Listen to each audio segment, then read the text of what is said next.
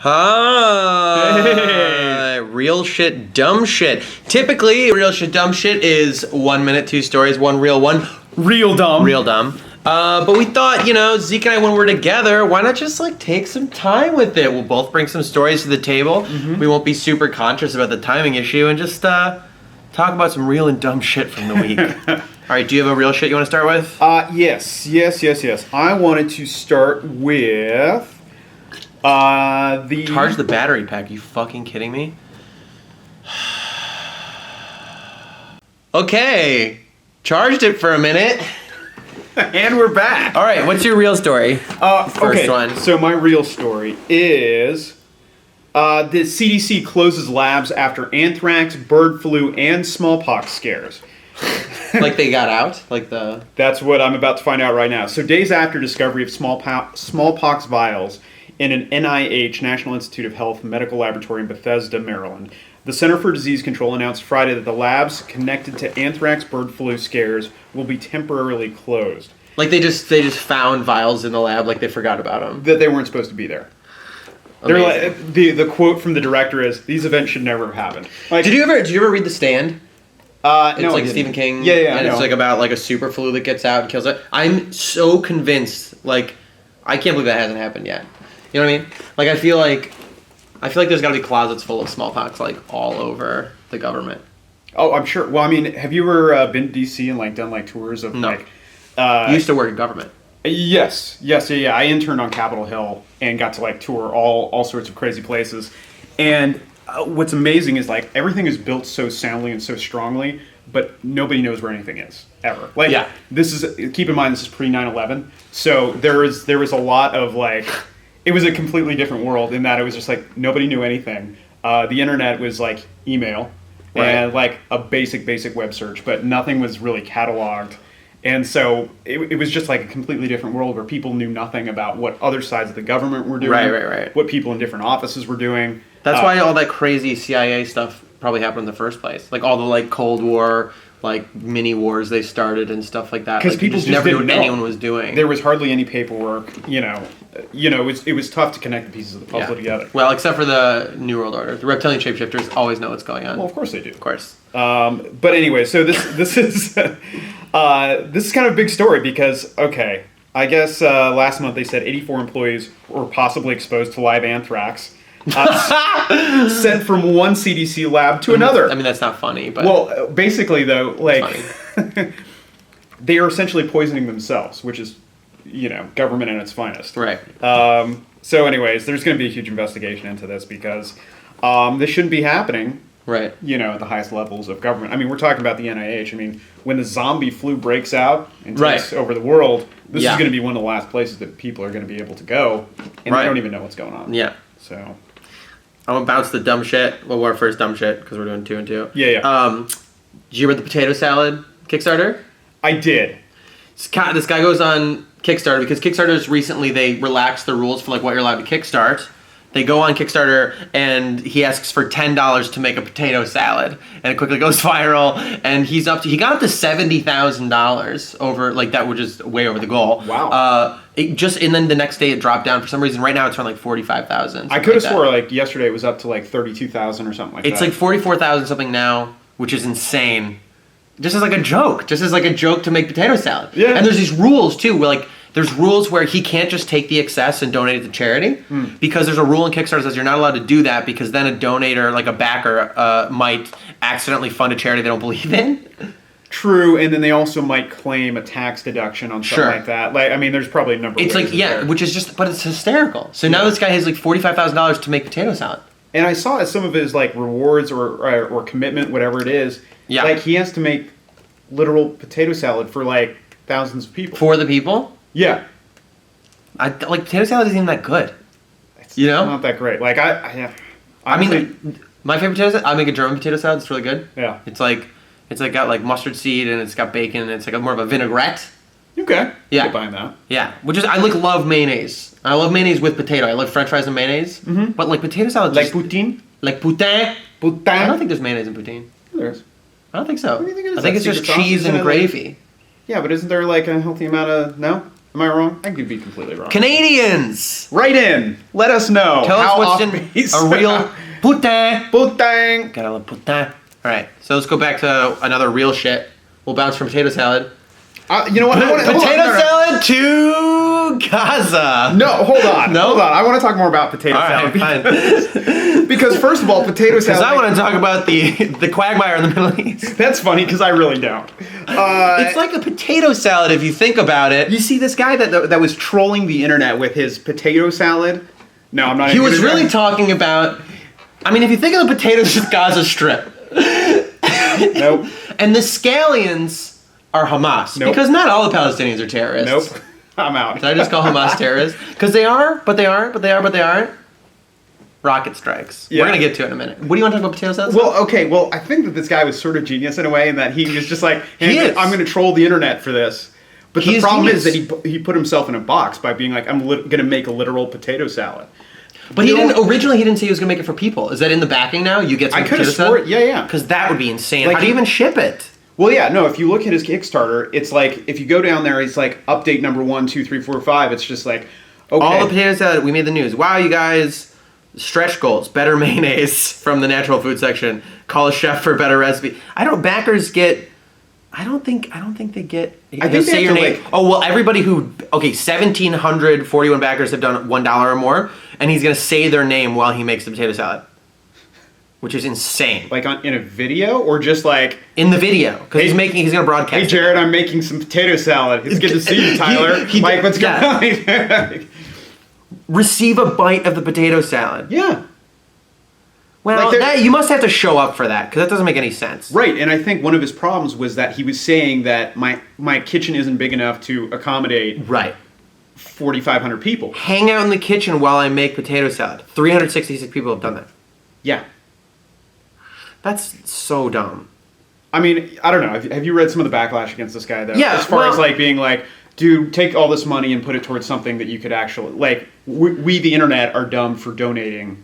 Yeah, no, this. that's true. I don't hate him for it. Like I saw some like not hate, but like bitter tweet on a guy trying to kickstart like $3,000 for a blues album he's trying to make or something Sure. like that, and he's like, it's crazy that we can't even get $3,000 to make a really good music album. This guy's got $20,000 for potato salad, Right. and you know, and he goes on to like bitch about like how tough it is to make independent music. yeah, and also art and blah. which is true, and also like about, you know, how like it kind of says everything that's wrong. That's just novelty. That we're just like novelty. We want to throw money at novelty. Sure. But like I don't know. I feel like I don't know. Like when people are like, we only care about dumb shit. Like we care, which we make fun of all the time. Like that's the whole point. Like we care about the Jay-Z and Solange kicking each other in a elevator stories. Yeah. But real shit's going on. People are dying of Don't Syria. make stupid people which famous. Is part of the Yeah, point is like absolutely. we agree with that. Like you should know about real stuff. But the other part of me is like, what do you talk about in your regular life with your friends? You gossip about people in your life. You're like, did you hear what happened with so and so and something? Yeah. Whatever your little community is. Sure. And so it's not crazy to me that we would have some shared community, and what you're actually excited about is like the stupid things that. Well, I that's not. mean, is this our new water cooler moments where it's just like, hey, did you hear about this? I kind of think it is. I think that's why dumb pop culture is so popular. It's important to be aware of that stuff, but then I'm like, the point of like, I don't know, some people are like actually good, noble people, and so they're cool with like making their mission in life some shitty real problem.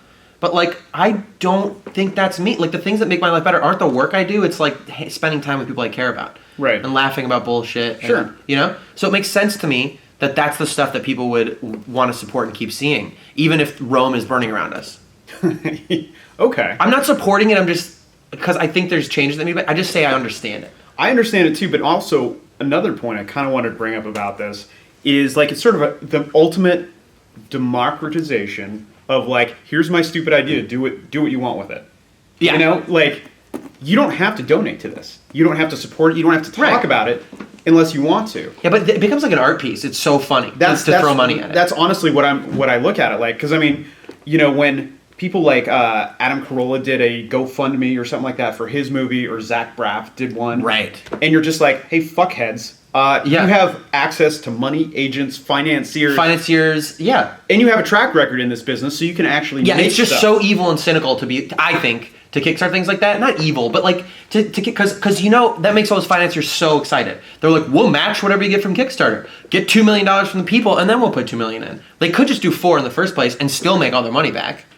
There you go. I don't So know. I mean, I always have mixed feelings about it because I'm like, I don't know. Maybe if the rewards are cool enough to to incite you to donate, that should be enough of a reward or whatever. Yeah.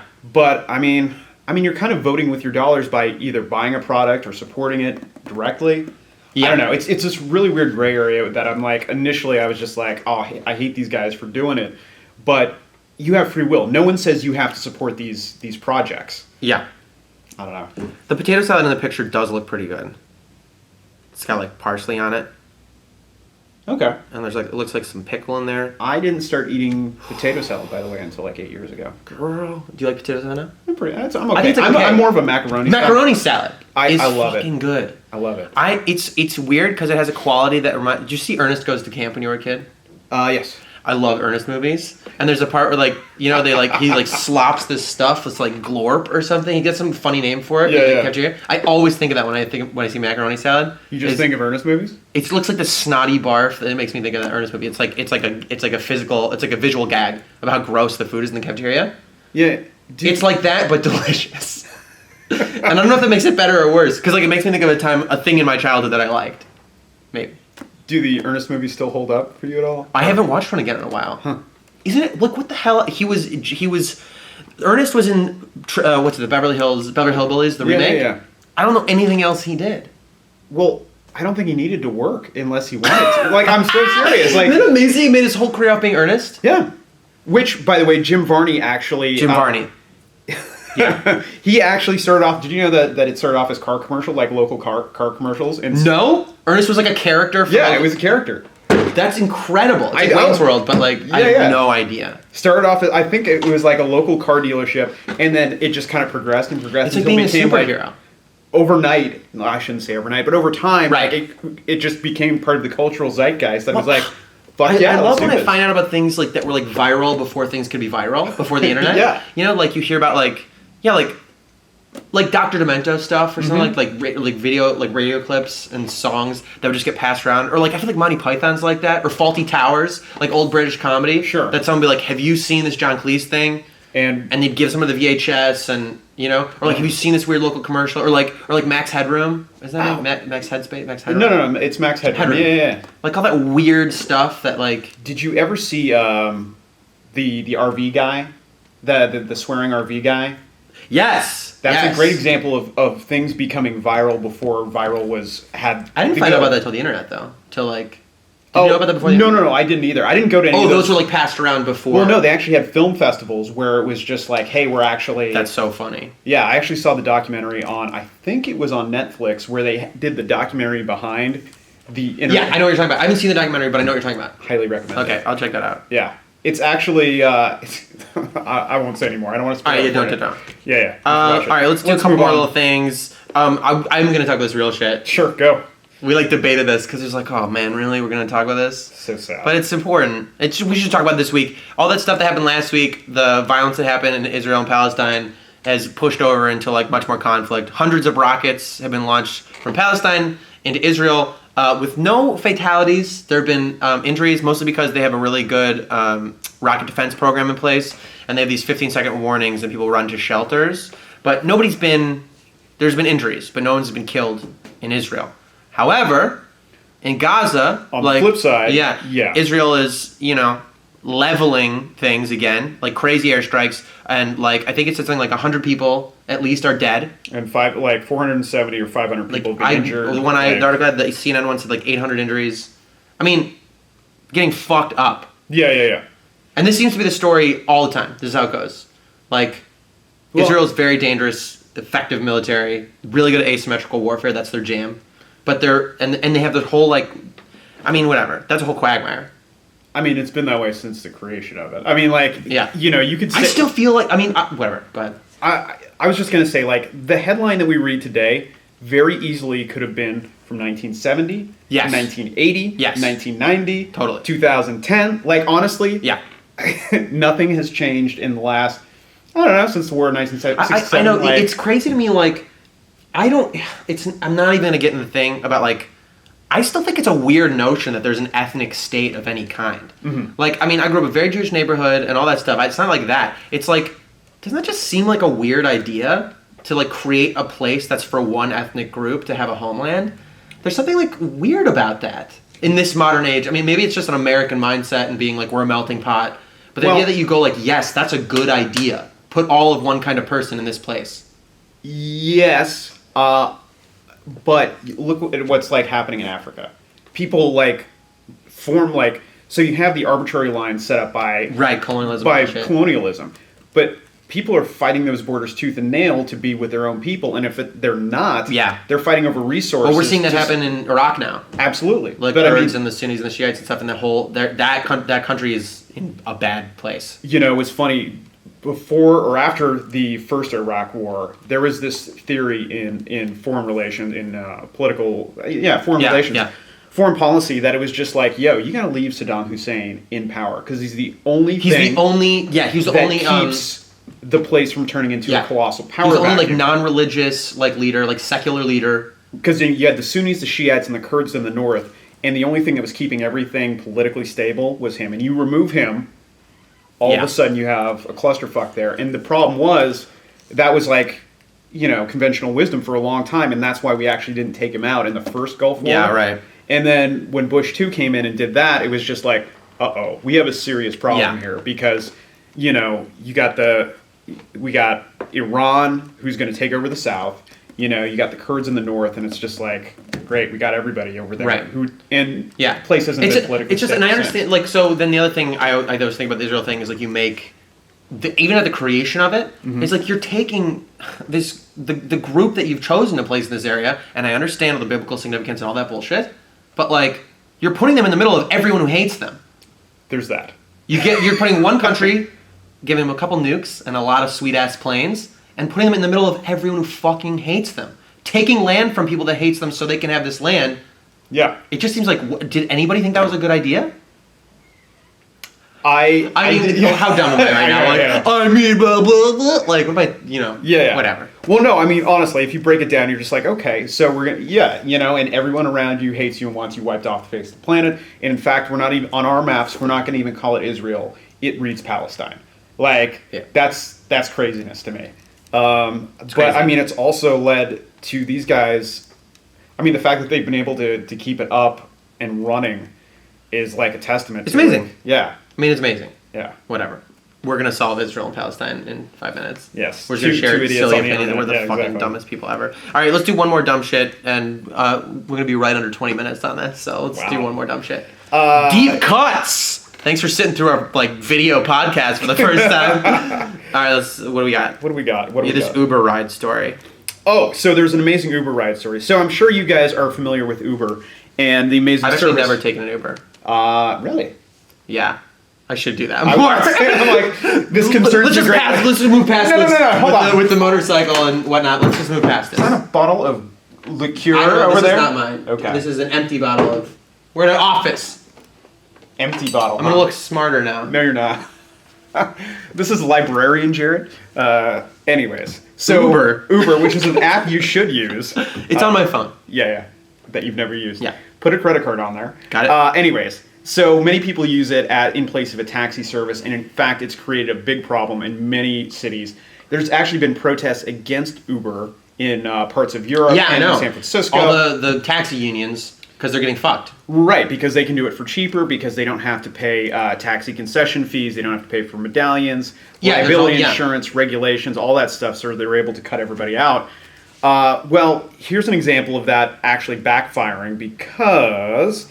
Some crazy-ass Uber driver? Yeah, so I read the story earlier this week. If I can find it right now, I don't know where I found it. There we go. I was kidnapped by an Uber driver in D.C. and New Yorker recalls wild ride across state lines. So what the basis of the story is, so this New Yorker is in D.C. attending some meetings. He schedules an Uber. The guy pulls up, and he jumps in, but apparently there's a taxi inspector right behind him. And the guy's like gets in and just starts going on this high-speed chase, trying to get away from the taxi inspector. Oh my god! And what his justification was, if he gets caught, it's like a $2,000 or $3,000 fine, and he didn't want to get popped for it. Oh, because he's not supposed to do that. That's like apparently in LA, you're not allowed to Uber at LAX. Oh, really? Did you know that? I didn't. My friend told me that. Like, you're not allowed to have an Uber pick you up at LAX. If you do, you gotta like make it secret and be like, oh, my friend's picking me up. Yeah. You can't openly. Yeah. Do that. You have to do your Ubering in secret because the taxis are, pissed. Yeah. So I guess kind of rightfully so. I feel like. Absolutely. I mean, like, I don't know. As Uber becomes more and more popular and the ride-sharing programs become more popular, you realize there's no vicarious liability. Uber is not guaranteeing that these people aren't serial killers, right, or have proper insurance or anything like that. But I mean, that's going to happen one day. It's already happened like a couple times, like bad shit, like Craigslist killer stuff. Yeah. Absolutely. Have people been killed in Uber? I don't know, killed, but there's been like weird sexual assaulty stuff. No way. Yeah. I didn't know. Which, by the way, like... Well, that makes sense, too. You get weird fucking people who have no accountability, no liability, hard to track them, and then you get drunk people to hop in their cars. Like... It seems like I'm honestly... I'm gonna Uber home. Yeah. Yeah. You just get a bad situation, a bad mix of people, like, where it's like opportunity. Eh? Yeah. I think I did read an article about like something that was like some Uber driver was like, how about this? We'll waive the fare, you just give me a kiss. Something like that. Anyways, there's much more to this Uber ride sharing stuff, but we're going way I'm along. looking at being an Uber driver. Why don't you not? I do think I could Uber on my motorcycle. I have an extra helmet. Ooh. Hold on. Well, they have Uber X. How about Uber bike? Uber hog. That's so funny. Uber, all right, we came up with it first. Uber hog. Uber hog. Yeah. Just hop on my hot dog. I'll take you for a ride. Nope. Put in your credit card. Sounds legal. Yeah. No accountability. There you go. All right, that was real shit, dumb shit. That was the extended remix. 4 stories, 20 minutes.